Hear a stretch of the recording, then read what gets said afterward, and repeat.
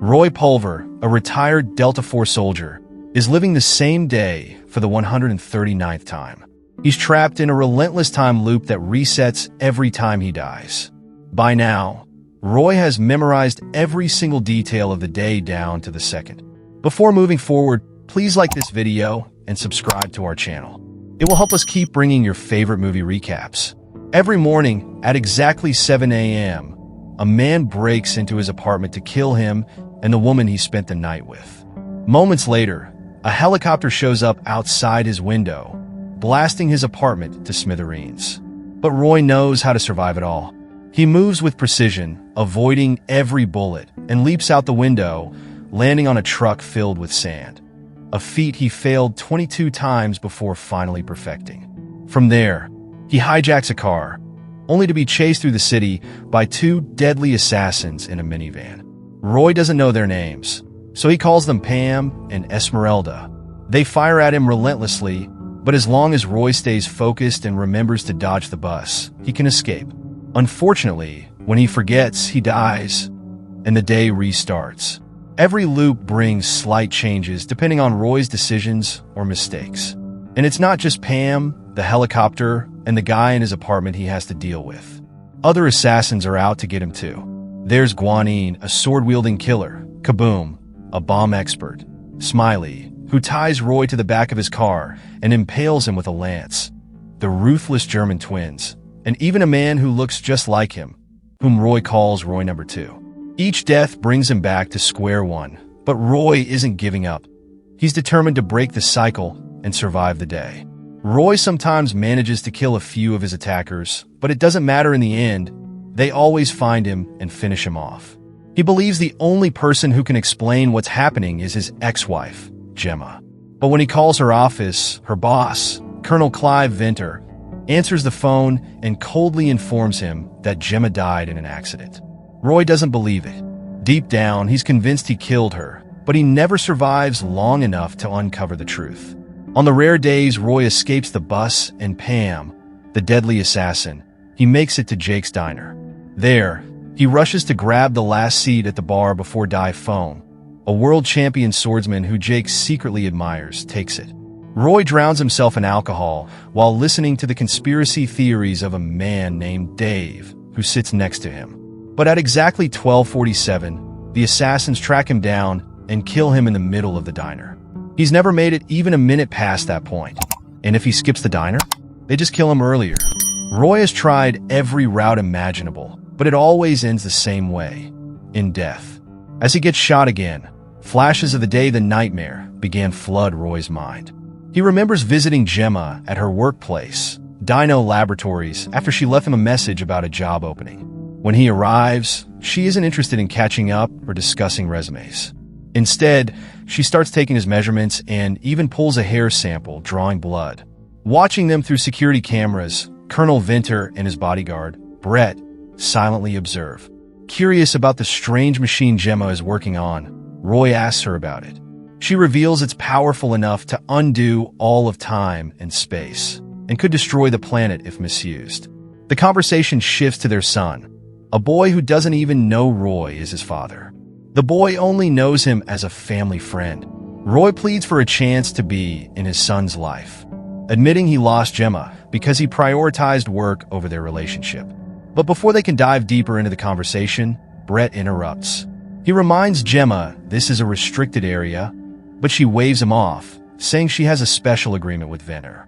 When Roy tries to hand Brett his resume, Brett bluntly tells him they're not hiring. This reveals that Gemma lied to Roy, but before he can confront her, she quickly sends him away. Just as Roy is leaving the building, Gemma stops him and mentions she sent him a birthday present that's very important for him to open. She also tells him to remember the word Osiris. At the same time, Venter grows uneasy about Roy knowing too much about his secret experiments. He orders Brett to handle Roy, but insists on using untrained hitmen instead of professionals to avoid any trace back to them. Venter then calls Gemma into his office and harshly reprimands her for breaking security rules by inviting Roy over.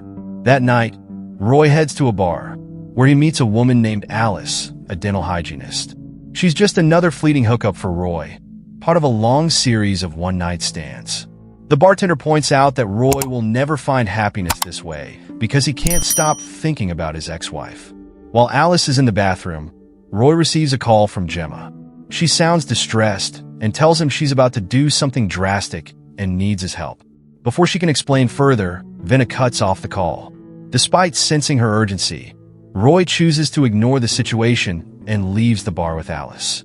While Roy spends the night with Alice, Gemma is busy working on her machine. She takes a sample of Roy's hair and blood and places it inside the device. Venter, watching this on the security cameras, realizes she's acting against his orders and sends Brett to stop her. This was the last normal day of Roy's life before everything changed. Later, as Roy revisits his memory of Gemma's conversation, he realizes he's never opened the birthday present she sent him. Curious, he finally unwraps it and finds a book titled Iset and Osiris. Inside the back cover, there's a note from Gemma that reads, "Time waits for no man." The book captivates him so much that he loses focus, forgetting to stay alert against the assassins hunting him. He dies 2 more times, but eventually manages to escape with the book. This time, he discovers a button in the car he always hijacks, something he's never noticed before. Pressing it makes the car speed up, taking him off his usual route to Jake's diner. Instead, he ends up at the underground Atlanta Mall. There, he sits down to read the book Gemma left for him, hoping it holds the answers he desperately needs.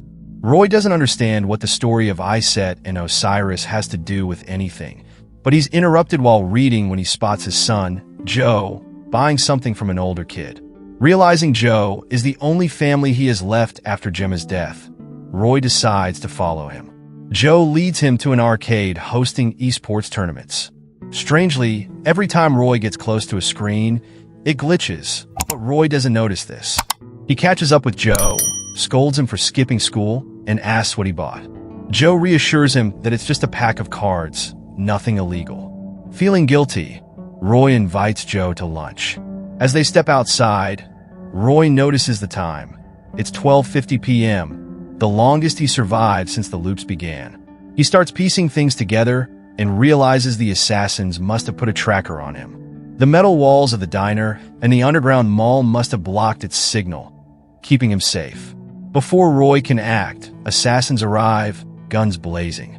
Roy shields Joe with his own body, taking the bullets and dying as he tells Joe that he's his father. When the day resets, Roy confronts the man who always breaks into his apartment and demands to know where the tracker is, but the man won't talk. Determined, Roy heads to the diner and inspects his body in the bathroom, even checking places he'd rather not, but he still can't find the tracker. Frustrated, he turns to Dave, who knows a lot about this kind of tech. Dave suggests the tracker might be in his teeth. This sparks a memory. Alice, the dental hygienist, had put Roy under anesthesia during a visit while Brett, the enemy, watched. It was all part of their trap. To confirm this, Roy gets pliers and some booze from Jake, then teams up with Dave in the bathroom to remove his teeth one by one. Finally, he finds the tracker, but before he can act, another version of himself, Roy number 2, kills him. The day resets again. This time, Roy interrogates Alice, who admits Brett paid her to implant the tracker. Armed with this knowledge, Roy follows his usual routine, but when he reaches Jake's diner, he removes the tooth containing the tracker. Using the tracker as bait, he takes it to an abandoned building, setting a trap for his enemies. Pam falls for Roy's trap and shows up, but she refuses to reveal who hired her. In response, Roy kills her using her own gun, a weapon once owned by a certain infamous German dictator. Roy begins to suspect that Gemma put him in this situation for a reason. But since he can't go far back in time to save her, it all feels pointless. With nothing left to lose, he focuses on revenge. Taking advantage of his freedom now that he's no longer being tracked, Roy goes on a rampage, killing all the assassins hunting him. Using a phone he stole from Kaboom, Roy calls Brett and warns him that he's coming for both him and Venter. Determined, Roy heads to the Dino laboratories. He tries to break in by ramming the door with his car, but crashes and gets shot by Brett. This leads to a series of time loops where Roy tries various ways to infiltrate the facility. He sends his car packed with bombs, pretends to be a different version of himself, and even steals an ID to get inside. Each attempt teaches him something new. After trial and error, he figures out how to dodge guards and security cameras. Eventually, he smuggles weapons inside, making guards no longer an issue. But then, he faces Guanine, a master swordswoman whose skills far outmatch his. Every time he fights her, he dies, sometimes slowly, giving Vinter enough time to find him. Venna then delivers the same long-winded speech about his plans to reset history before killing Roy. During one of these speeches, Roy learns two critical things. The project is called Osiris Spindle, and Venna doesn't know it's already working. Roy also realizes that Gemma deliberately involved him in the project so he could become Osiris and stop Venna's plans. Feeling renewed hope and determination after realizing Gemma believed in him, Roy begins a fresh set of time loops with a bold new plan. After following his usual routine, removing the tracker in the diner's bathroom, Roy approaches Dai Feng and asks her to teach him sword fighting. Intrigued by him, she agrees. Over countless loops, Roy trains tirelessly until he's skilled enough to defeat her. Grateful for her lessons, he thanks her and sneaks back into Dino. This time, he faces Guanine armed with a sword instead of guns. Using his newfound skills, Roy effortlessly counters her every move. In a playful twist, he cuts off her ponytail before stabbing her with her own sword. Just then, Brett and Vin arrive. Roy quickly takes down Brett with a fatal stab to the forehead. He and Vinter engage in a brutal fistfight, but when Vinter reaches for a gun, Roy retrieves his sword and pins Venna's hand to the ground. Roy declares that no one should play God or rewrite history, because the past is meant to be learned from. Venna mocks Roy's words, calling him an absent father, and hints that Roy's son, Joe, might be in danger. Enraged, Roy kills Vinter and rushes to the mall in his car. But he's too late. Joe is already dead. It's a scene Roy has tragically witnessed countless times in these endless loops. As he struggles against the police blocking him from Joe's body, a bright light appears on the horizon. The end of the world, just as Gemma warned.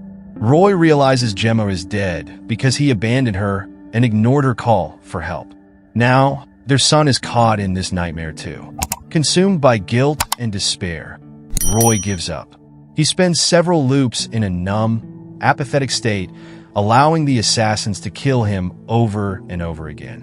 One morning, however, the endless violence snaps him out of his despair. Determined to make the most of the time he has left, Roy changes his approach. He starts visiting the mall to spend the day with Joe, playing video games, eating lunch, and simply enjoying each other's company. No matter how many times the loop resets, he repeats this ritual. Though he wants to tell Joe that he's his father, fear holds him back. The end of the world looms, but for Roy, these stolen moments with his son make each loop worth living. In loop 249, Roy brings up Gemma's work, and Joe drops a bombshell. He spoke to her early that morning after she didn't come home. This stuns Roy, who always believed she was killed at night. Realizing he's been wrong, Roy hatches a new plan to save her. When the day resets, Roy sneaks back into the lab and guns down Vinter and Brett, demanding answers. Brett admits they were interrogating Gemma because she sabotaged the Osiris Spindle, causing a dangerous chain reaction they couldn't control. Venna pieces it together. Roy's ability to sneak in means the spindle is working, which means Gemma made him the missing mass. Checking the security footage, Roy discovers Gemma dies exactly 14 minutes after he wakes up. Determined to save her, he resets the day again. This time, Roy kills the first assassin as usual, but he shakes up his routine, leaping out the window and hijacking a helicopter. Holding the pilot at gunpoint, he orders a fast ride to Dino. Upon arrival, Roy grabs the gunman's machine gun, fights his way into the building, and wipes out a group of assassins outside the lab. From the pile of bodies, he picks up a gun and Guanine's sword, taking down every guard in his way.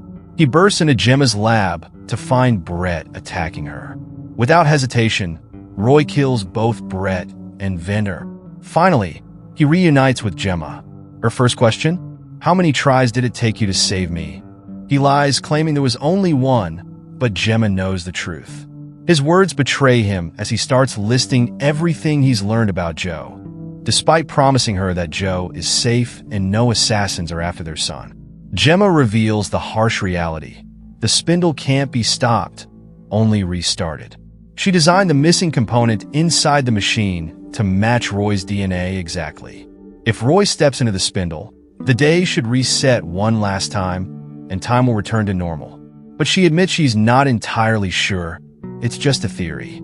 This is the first time she's gotten the machine to work, and it was all rushed to stop Venter. If time moves forward and Roy dies, it will be permanent.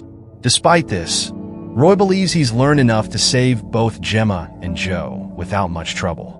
With a kiss goodbye, he steps into the Osiris spindle, placing his faith in the machine to reset the day for good. That is how the movie ends. Please subscribe for more videos like this, turn on notifications, and leave a like.